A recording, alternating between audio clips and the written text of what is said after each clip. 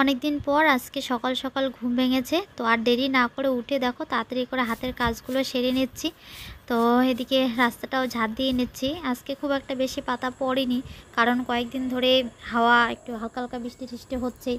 তো সকাল সকাল দেখো পরিবেশটা কত সুন্দর লাগে। আজকের পরিবেশটা একদম শান্ত, খুব সুন্দর একটা ঠান্ডা পরিবেশ। এখনও রোদ ওঠেনি, জানো তো, মেঘলা আকাশ। এদিকে শাশুড়িমাও আজকে অনেক সকাল সকাল ঘুম থেকে উঠে পড়েছে, আমারও আগে। তো উঠে মা ওই দিকের উঠোনটা ঝাড় দিল, আমি এই দিকটা ঝাড় দিয়ে নিচ্ছি।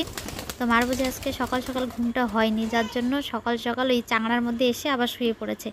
তো আমি এদিকে সমস্ত কাজবাজগুলো সেরে তাড়াতাড়ি করে স্নানটাও করে নিলাম। আর এখনও সোনা বাব্বা আর ওর পাপ্পা দুজনেই এখনও ঘুমাচ্ছে। তো আমার কাজগুলো এদিকে করে নিয়ে সব তারপরে ডাকবো, আগেই ডাকলে আবার পরে আমার কোলে আসার জন্য পুরো ব্যস্ত হয়ে যাবে। তো ভাবলাম যে না, ওঠার আগে আগে পুজোটা দিয়ে নেই। স্নানটা যখন সকাল সকাল করলাম, এদিকে বাড়িতে দিদিও নেই।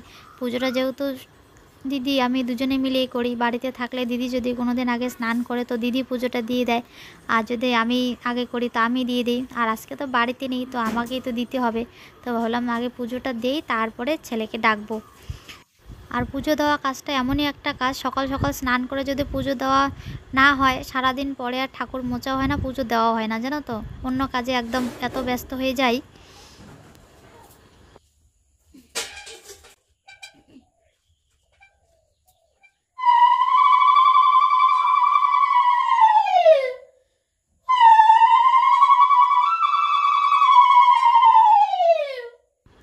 আর আজকে জানো তো, সকাল সকাল কে যেন ফুলগুলো তুলে নিয়ে গেছে। আজকে বেশি ফুলই পাইনি, কারণ আমাদের ঠাকুরের আসনটা বড়, একটু বেশি করে ফুল দিয়ে সাজিয়ে পুজো দিলে অনেকটা ভালো দেখা যায়, আর না দিলে কীরকম ফাঁকা ফাঁকা দেখা যায়। তো চলো, কোনো ব্যাপার না। আর আজকে ভিডিওটা কিন্তু একেবারে অন্যরকম হতে চলেছে বন্ধুরা, তোমরা কেউ স্কিপ করবে না, শেষ পর্যন্ত পুরো ভিডিওটা দেখবে, কেমন? শুভ সকাল বন্ধুরা, নন্দিনী ব্লগসের আরও একটি নতুন ব্লগে সকলকে অনেক অনেক স্বাগত, অনেক অনেক ভালোবাসা। তো কেমন আছো সবাই? আশা করছি সকলে খুব ভালো আছে, সুস্থ আছো। তোমাদের ভালোবাসা ঠাকুরের আশীর্বাদে আমরা অনেকটাই ভালো আছি। তো সকাল সকাল এই যে রান্নাটা ওইদিকে বসিয়ে দিলাম, ভাত বসিয়েছি ওইদিকে। আর সকাল সকাল রান্না বসার দুটো কারণ, কালকে জানো তো অনেকটা দেরিতে রান্না হয়েছে, মানে সকালবেলা তো খাওয়া দাওয়া করিনি, এরকম করে কালকে মানে শরীরটা অনেকটাই খারাপ হয়ে গেছে, মানে খারাপ লাগছে আর কি সারাটা দিন। মানে এখন কি বলতো, তাড়াতাড়ি খাওয়ার একটা অভ্যেস হয়ে গেছে, যার জন্য কালকে এতটাই লেট হয়ে গেছে, মানে কেমন যেন লাগছিল। পরে কাজ করার পরে কোনো এনার্জি পাচ্ছিলাম না, এরকম অবস্থা। তো সকাল সকাল যেহেতু সব কাজ বাজ শেষ, স্নানও হয়ে গেছে, তো ভাবলাম সকাল সকাল রান্নাটা বসিয়েও দেই। আর তার মধ্যে গ্যাসটা এখন আমাদের ভরা হয়নি, সোনাকে যে দুদিন খাওয়াতে হবে, আবার কয়েকদিন ধরে আর কি দুধ খাওয়াচ্ছি। শরীরটা ছেলেটার অনেকটাই খারাপ হয়ে গেছে, তোমরা অনেকেই বলো, এদিকে আশেপাশের লোকজনও বলে। আর ওয়েটটাও মাপা হয়েছে ওর, মানে 2-3 মাসে আগে যা ওয়েট মাপা হয়েছে এখন ওই তাই আছে। তো যার জন্য এই গরুর দুধ খাওয়াচ্ছি। তো দুধটা গরম করবো, গ্যাস নেই। তো ভাত বসিয়েছি, ভাত নামানোর পর ওই উনুনে সোনাকে আগে দুধ গরম করে খাওয়াবো, তারপরে বাকি রান্না বান্না করবো। তো ভাত হতে হতে ততক্ষণে এদিকে সবজিগুলো কেটে রেডি করে নিচ্ছি। আর এইদিকে সকাল সকাল আমার বর মশাই, মানে আমাদের ছোট্ট কৃষক, চলে গেছে ধান খেতে, এই যে স্প্রে করতে। ধান গাছে ধসা ধরেছে, যারা আর কি কৃষক তারা এই ভাষাটা বুঝতে পারবে, আর যারা এগুলো বিষয়ে জানো না, কৃষিকাজ সম্বন্ধে ধারণা নেই, তারা তো বুঝতেই পারবে না। মানে ধসা হচ্ছে কি বলতো, এই ধান গাছগুলো কীরকম ধানের পাতাগুলো পেকে পেকে আর কি মরে যায়, শুকিয়ে যায়, ওটাকে ধসা বলে। তো আমিও জানি না, আমিও জিজ্ঞাসা করে কেউ দেখে। তোমাদের দাদাভাই স্প্রে করাই শেষ, চলেই আসলো। আমি ভাবছি যে এখনো হয়নি। তো রৌদ্র উঠবে দেখি আর কি সকাল সকাল স্প্রেটা করে দিল। পাতাগুলোতে একটু দিয়ে দেই। আদাতে কি ধসা ধরছে নাকি? অবশ্যই দেখলাম আদার 1-2টা গাছ না মাঝে মধ্যে মরে গেছে, বুঝছো? হ্যাঁ, সকালবেলা শাক নিতে তো তাই দেখলাম। ওইদিকে যাও, এই যে এই গাছটা, এটা কি, এই যে পাইকে ইয়ে হয়ে গেছে, আদা গাছে পোকা ধরছে। পোকা ধরার কারণে কি এরকম হয়েছে?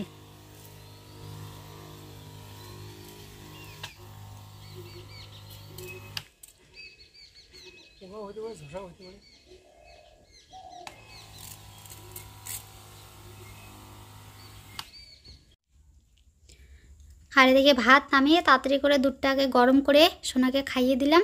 তো এদিকে ডাল বসিয়ে দিয়ে আর কি ওকে খাওয়াতে বসেছি। তো ওকে খাওয়াতে খাওয়াতে এদিকে দেখো আমার ডাল এই যে সেদ্ধ হয়ে গেছে।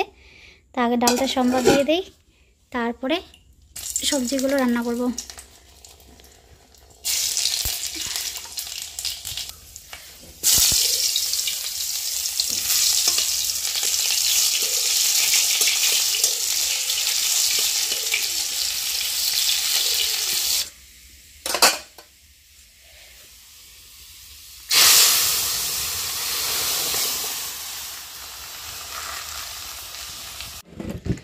তো রান্নাবান্না কমপ্লিট, ঘরটা শুধু ঝাড় দেওয়া হয়নি, ঘরটা পরেই ঝাড় দেবো একবারে।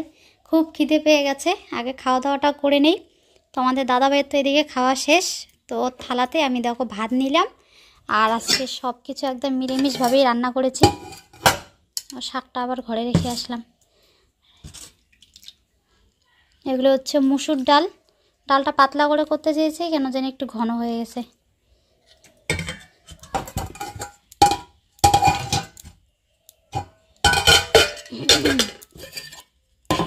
আর করেছি হচ্ছে এখানে কালকের একটু চাল কুমড়ো ছিল, ওই পুরটা, তারপর কয়েকটা ডাঁটা, একটা আলু, তারপর কয়েকটা মুখি কচু, পটল, মানে সব কিছু একখানে ঘন্ট বানিয়েছি। এগুলো তো আজকে পেঁয়াজ রসুন কিচ্ছু দেয়নি জানো তো, কয়েকদিন ধরে মশলা সবজি খাওয়া হচ্ছে আর খেতে ইচ্ছে করছে না, যার জন্য আজকে একটু নিরামিষ করে শুধু জিরে আদা বাটা দিয়ে রান্না করেছি।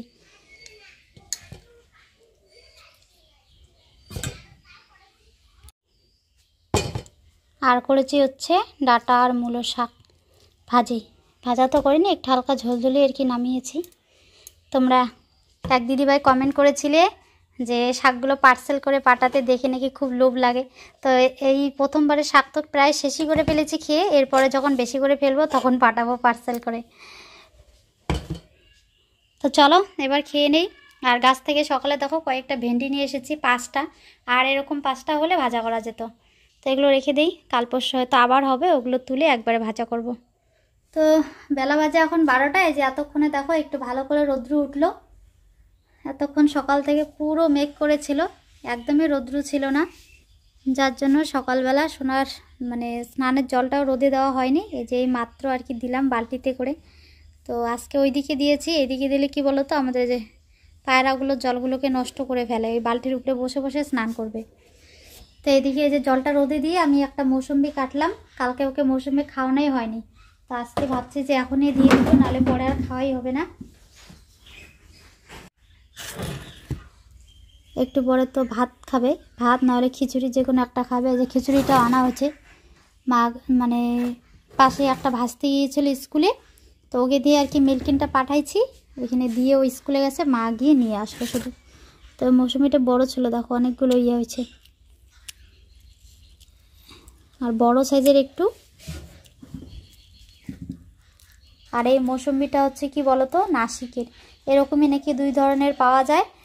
মানে আর একটা যেটা আছে ওইটা জানি না ওইটার নাম কি, ওইটা মানে একটু ছোবড়া ছোবড়া টাইপের হয়, রসটা কম হয়, শুকনো শুকনো টাইপের। আর এইটাতে দেখো একদম এত রস, চিপলে একদম গলগল করে রস বেরোচ্ছে।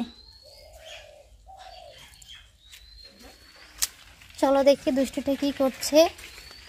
কোথায় গো,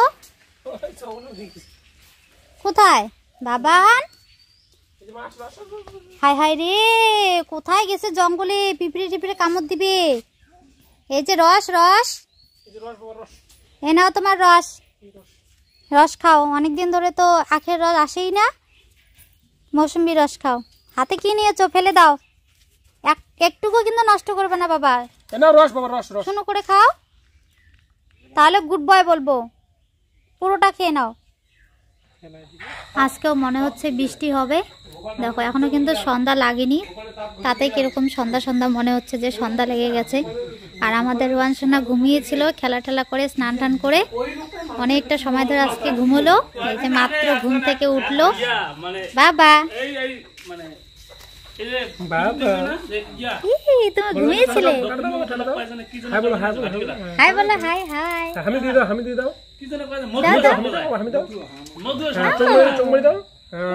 চোখ মেরে দিল, হামি দিয়ে দিল, দেখলে তোমরা। হ্যাঁ, আর এইদিকে এই যে আমার শাশুড়ি মার বাপের বাড়ির লোক আসছে, আমার মামা শ্বশুর আর কি, তোমাদের দাদা ভাইয়ের মামা।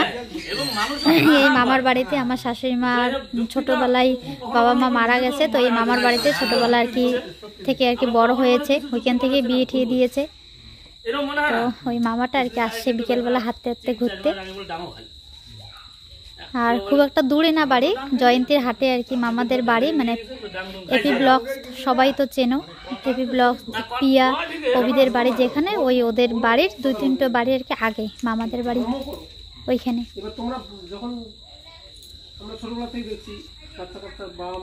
আজকে বাড়ি যাওয়া নাই বল, হ্যাঁ না আজকে আটকে দেবো, আজকে যাওয়া নাই। পরে আসছে মামা। হ্যাঁ রাই রান্না বসাই, সন্ধ্যা সন্ধ্যা দিয়ে রান্না টান্না হবে, খাওয়া দাওয়া করে তারপরে। কি বাবা এই যে দেখো কেমন কালো কালো দেখা যাইতেছে, আকাশটা পুরো মেঘ করছে। হ্যাঁ মামা অনেকদিন পরে আসলো কিন্তু আমাদের বাড়িতে, যেতেই দেবো না আজকে। কতদিন পর মামা আসছে, মানে কত করে জোর করতেছে যে আমি রান্নাটা করি, 1 ঘন্টা সময়ই লাগবে না। তো ধরে না মামা আবার মানে নিরামিষ খায়, নিরামিষ বলতে মাছ মাংস পাটার মাংস এগুলো খায়, মানে ওই মুরগি ডিম টিম এগুলো আর কি খায় না, সাধু মানুষ আর কি বলতে পারো, আমার মাসি যেরকম। তো মামার জন্য রান্না করতে গেলে হাঁড়ি কড়াই সব এখন মাজতে হবে, উনুন টুনুন লিপতে হবে। তো মামা বলতেছে থাকবেও না, বেশি লেট করবে না, ওগুলো কিছু করতে হবে না, বললো একটু লাল চা করে দিতে। এদিকে গ্যাস শেষ হয়ে গেছে, আর গ্যাসে সব কিছু করতে করতে অভ্যেস, এখন গ্যাসটা কয়েকদিন ধরে ভরতে যাচ্ছি করে করা হচ্ছে না। আজকে এই যে এখন একটু সমস্যায় পড়ে গেছি, তো যাই হোক কোনো ব্যাপার না।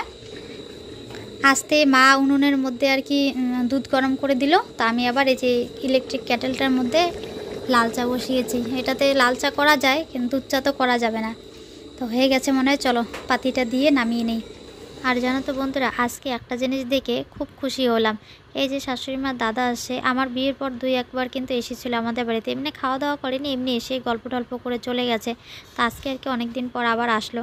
তো এর আগে যখন 2 বার এসেছিলো, মার তো মানসিক সমস্যা আছে, মানে মেন্টালিটি সবসময় ভালো থাকে না, তখন একটু বেশি ছিল সমস্যাটা। মানে যে মানুষটার বাড়িতে ছোট থেকে বড় হয়েছে, বাবা মা নেই আর কি, বাবা মা ছোটোতেই মারা গেছে শাশুড়ি মার, এই দাদার বাড়িতে ওরা ছোট বোনের মতন করে মাকে বড় ঠড়ো করে বিয়ে ঠিয়ে দিয়েছে। তো সেই মানুষটাকে দেখে তাহলে ওনার কীরকম আচরণ করা উচিত তোমরাই ভাবো। সেই জায়গায় উনি একদম উল্টোপাল্টা বকাটকা করতো, মানে কী সব আরও বলতো, দেখেই খারাপ লাগতো। তো আজকে দেখো 2 ভাই বোনে বসে কত সুন্দর করে গল্প করছে। অনেক দিন ধরে মাকে ওষুধ খাওয়ানো হয়, এখন অনেকটা সুস্থ, অনেকটা মেন্টালিটির দিক দিয়ে অনেকটা ভালো আছে। আমি তো ভাবতেই পারিনি শাশুড়ি মা ওনার দাদাকে দেখে এইবার এমন আচরণ করবে, মানে আসতেই কত সুন্দর দুজনে বসে গল্প করছে, দুধ টুধ গরম করে দিল, তারপর আগে ওরা ছোটোবেলা কীভাবে কাটিয়েছে ওগুলো গল্প করছে। মানে আমাদের বাপের লোকজন আসলে যেমন হয় না, কত গল্প করি, কতটা আনন্দ লাগে। তো শাশুড়িমার মধ্যেও আজকে এই খুশিটা দেখতে পেলাম, ভীষণ ভালো লাগলো। তো মামাকে অনেক জোর করলাম, বলছে থাকবে না, বাড়িতে চলে যাবে। তো এইদিকে শাশুড়িমা আর কি বলছে যে 2 একে নাকি ওদের বাড়িতে ঘুরতে যাবে। কম আলোর মধ্যে ভিডিও বলে কিরকম যেন একটা কাপে বলো। মামা সেই কত রাত করে সেই গেল, এদিকে রান্না বান্নাও কিচ্ছু করতে দিল না। তো গ্যাসটা থাকলে তবুও জোর জবরদস্তি করে আমি এদিকে করে নিতে পারতাম, গ্যাসটা না হতে জানো তো অনেকটা সমস্যা হয়ে গেছে। উনুনের মধ্যে ধরুন এই রাত্রিবেলা উনুন লিখবো, হাঁড়ি কড়াই, মানে আমাদের যে হাঁড়ি কড়াই রয়েছে ওগুলো তো খাবে না, নিরামিষ বুঝি লোক, যার জন্য আর কি ওইভাবেই চলে গেল আজকে। তো মামা ওইদিকে চলে গেল, তোমাদের দাদা ভাইয়ের সাথে গিয়েছিল ওইদিকে, আমাদের ওই গয়বাড়িতে একটু দরকার ছিল, তো ওইখান থেকে ঘুরে আসলো। এসে যে আমি এদিকে সোনার দুধটা আগে গরম করে নিয়ে সেদ্ধ ভাত করে নিলাম।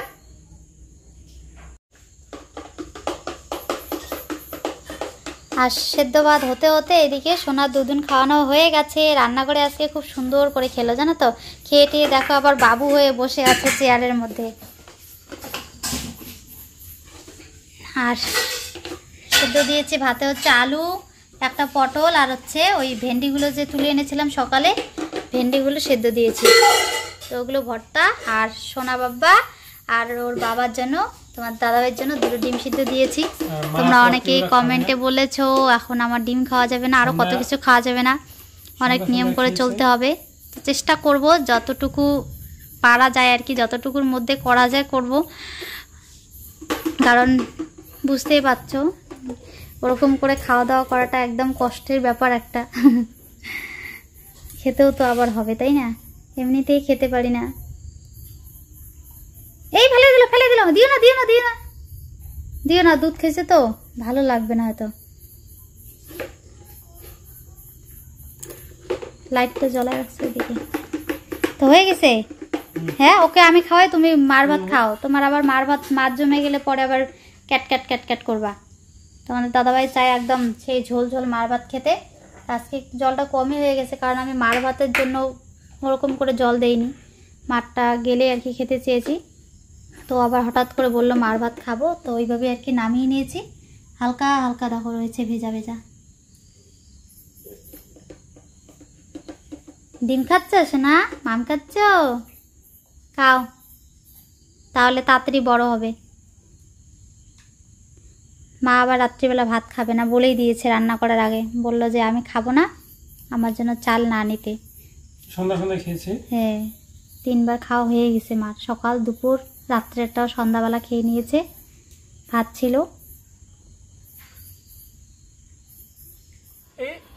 এই পোকাটা তোমার চোখে কি করে পড়লো এটা? খাওয়া দাওয়া করে আসলাম, কিছুতেই সোনা প্যাম্পাস পরবে না, প্যান্ট পরবে না, একদম পুরা যুদ্ধ। অনেক ভঙ্গি করে এই যে এখানে একটা পোকা আসছে মশারির মধ্যে, বললাম যে এই যে দেখো বাবা নেকড়ে বাঘ আসছে, আর ওই যে দেখি একদম চুপচাপ করে শুয়ে প্যান্ট ট্যান পরে নিল। জামাটা তো খাওয়ার পরে আর কি পরিয়ে দিয়েছি, প্যান্ট পরা ছিল না। তো আজকে ওয়েদারটা একদম ঠান্ডা, বৃষ্টি হয়ে গেল একটু আগে, তো রাত্রিবেলা যদি আবার ঠান্ডা লাগে যার জন্য ফুল প্যান্ট পরিয়ে দিলাম, ফুল হাতা জামা। নালে ওই যে নেকড়ে বাঘ ধরবে। ঢুসুতো ঢুসুতো, আসো আসো আসো আসো আসো আসো আসো আসো ঢুসুতো। বাবা চলে গেছে, নেকড়ে বাঘ চলে গেছে। ওকে ওই ওই পোকাটার ওইখানে গিয়ে ওর বাবাকে আবার দেখা দিচ্ছে যে ওই যে নেকড়ে বাঘ। ওই ওই করে ওইটা ফেলে দিল কে? ওই ওই যেটা আছে। ও আছে, ও যে বাবা ধরবে কিন্তু, শোনা ঘুমু দাও ঘুমু দাও। হ্যাঁ হ্যাঁ হ্যাঁ ও খেলবে এখন, ওর কি ঘুম পায়? সন্ধ্যাবেলা ঘুম থেকে উঠলো। ধরবে ধরবে। আসো আসো বাবা আসো, নেকড়ে বাঘ আসলো। কই বাবা? এখন ওইটাই দেখাবে ও বারবার। কোনটা কোনটা? ওইটা হয়েছে। ঘুমু তো এখন। ওই যে ঘুমো দিল। ছেলেটা আমার এদিকে দেখতে দেখতে অনেকটা বড় হয়ে গেল, অনেক কিছু বোঝে জানো তো। আজকে কোমরটা এত ব্যথা করছে, প্রত্যেক দিনে তো ব্যথা হয়, আজকে এত ব্যথা করছে ভালো করে ঠিকঠাকভাবে শুতেও পারছি না। তো ওর বাবা এমন করে আর কি হাত দিয়ে কিল দিয়ে দিচ্ছে, ফুঁকে দিয়ে দিচ্ছে, আর ও ভাবছে আমাকে হয়তো মারছে, কান্নাকাটি করছিল। তো পরে ওকে বুঝিয়ে বললাম, মানে ওর বাবা বলল যে মার কোমর ব্যথা করছে, কিল দিচ্ছি তুমিও দাও। তো ও দেখলে তো হাত দিয়ে কি সুন্দর করে আর কি কিল দিয়ে দিল, টিপে দিল আর কি। তো সত্যি মানে এই যে বাচ্চাদের সাথে এই যে ফাঁকা সময়গুলো এরকম করে ওদের সাথে সময় কাটানো, মানে এটা যে কত বড় একটা আনন্দ, মানে এই আনন্দগুলো জানো তো, মানে বাচ্চাদের সাথে আর কি কাটানোর সময়গুলো মানে এত ভালো লাগে। আর এগুলো জানো তো কোনো কিছুর সাথে তুলনা করা যায় না। সোনা বলো, হিরে বলো, টাকা পয়সা, সব থেকে একটা দামি উপহার ভগবান আমাকে দিয়েছে, আর কিচ্ছু চাই না জানো তো। তো যাই হোক, চলো আজকে সোনা দুষ্টুমি দিয়ে ভিডিওটা শেষ করছি, দেখা হচ্ছে নতুন ভিডিওতে, কেমন? ততক্ষণ সকলে ভালো থাকবে, টাটা।